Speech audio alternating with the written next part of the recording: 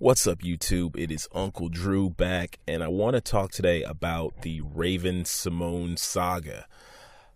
First of all, I do want to say I don't really want to cover this kind of stuff, this pop culture kind of stuff, but honestly, it is really difficult to find stories that actually matter to black people that aren't related to sports or entertainment. So if you come across anything, feel free to shoot me a message and let me know, because I would much rather talk about the rush card thing, or what's going on in politics, or actual issues that are really going to matter, because, we're more than just sports and entertainment. This is kind of interesting. So Raven Symone is back in the news, of course, because this time she's saying that the Spring Valley High School, that student essentially should have been following the rules. So let's first pause, right? Raven Symone is on The View as a comedian, right? As an entertainer. And, she's a black woman. We get it. That everyone's supposed to be represented equally kind of on the View stage. Her view of the world is, of course, going to be shaped by the fact that she has been in entertainment all her life. I mean, since she was, 3 or 4 years old. So she has never really lived in the real world of real black people. So you have to take everything she says kind of with a grain of salt. And when she says things, you really have to look at what was her intent, right? Because, in a court of law, you'd look at it and you'd say, what's the motive?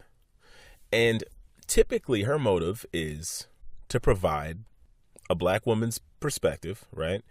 And to kind of put a funny spin on everything. So first of all, this issue is not funny at all. This stuff is terrible. I hate seeing it. I hate that they keep reporting it like that's all that's going on in the news. Oh, we got a basketball player doing this. Such and such spent all their money, and this cop shot this innocent black teen.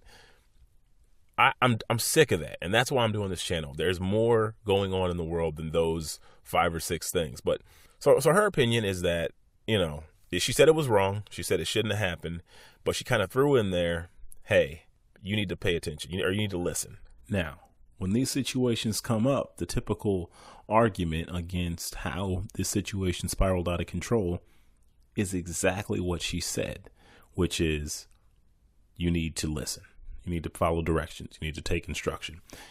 So is that something that we've never heard? Is that a completely uncommon perception of the events? No, it's very in line with what happens. People say, we don't know how we got here.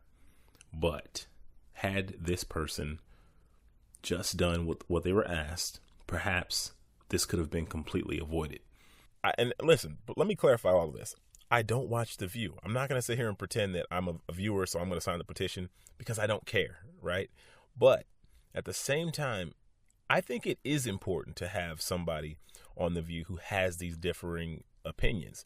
And I would actually prefer it less if there wasn't somebody there like her. A lot of society wants us to remove these people who are dissenters of the mainstream opinion or the PC opinion. But that's actually detrimental. You look at like TV, a couple years ago, Latinos felt like they were underrepresented.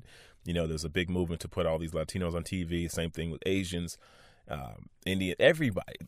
America is supposedly a melting pot. So we want to have people who are from different walks of life represented equally on TV. That should also pertain to who we have reporting news and who we're letting do social commentary. I mean, Raven Symone's opinion matters because that is the opinion of some people. And there are people there who are arguing back and forth with her. So it's not like she's Bill O'Reilly, she's got a platform, and she's just going off. Because that's what Bill O'Reilly does. I mean, this guy has a platform where he gets to say whatever he wants, and there really isn't a dissenting opinion. So I see where people get upset with her, and I guess they feel like she is given the role as the representative of black people, and her opinion does not accurately reflect what black people want, so she shouldn't be up there. Fair enough. Or there's some people who think she is what the establishment wants. This is what they want from black people, so she should be up there saying, let's shout all this stuff down and tell you the truth. And I can see it either way. But at the end of the day, I think that her role is important for the show because she causes controversy, and controversy sells, and people are eating it up, obviously. Will she get fired? I don't know. But I do think she's necessary. Do you want somebody up there who is constantly agreeing with you, and then you turn off the TV, and then you go into real life, and everything that person is talking about is not real? Raven Symone's view is necessary, okay? Now, I know you hate it. That's the truth. I don't think most of us would do well in that situation. It is incredibly difficult to be yourself when you have the entire world watching you. And that's why you have people who go along for 40 years doing whatever the status quo is, and then they finally slip up and everyone's like, what? This guy did this? He says this is what he believes? This is crazy.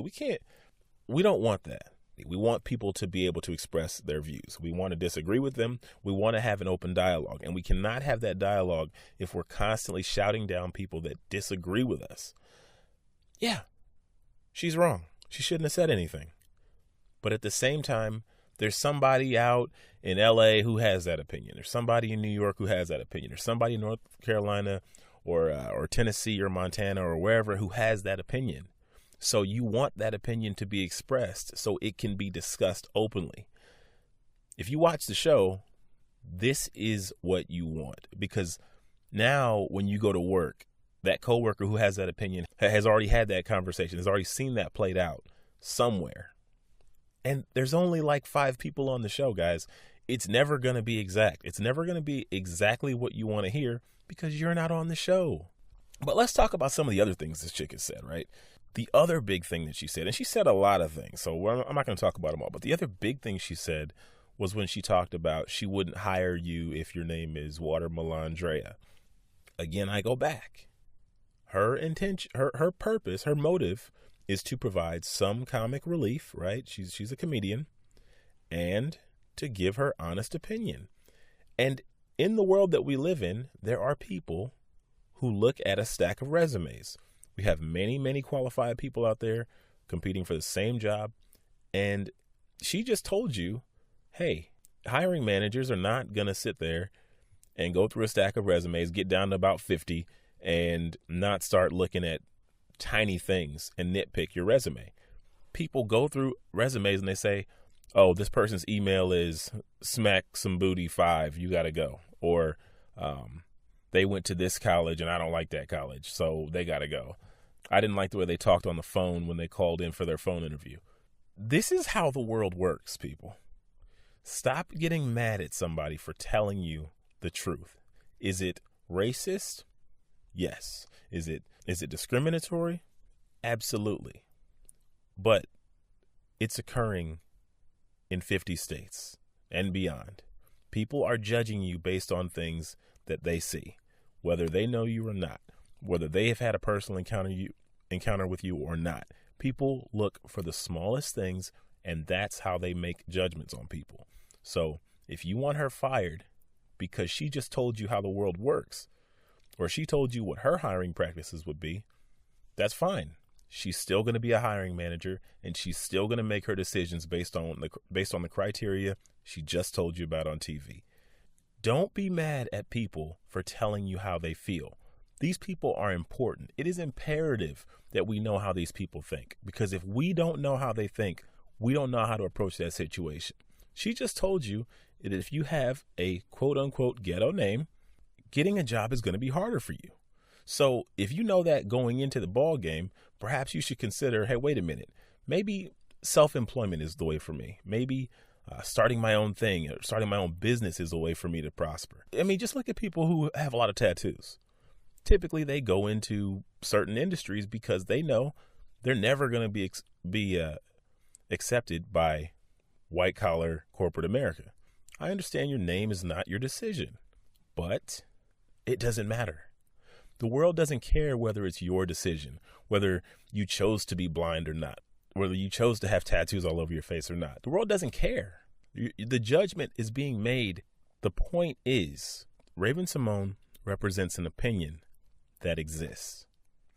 Maybe you think she's trolling people. Maybe you think She was hired by the establishment just to say crazy things, but whether that's true or not, someone has that opinion. You're not always going to have the opportunity to get the racist fired. So appreciate the fact that she's there. Because whether or not Raven Symone is on that stage, someone shares her opinion. And that person is more likely to directly impact your life than she is. I'm out.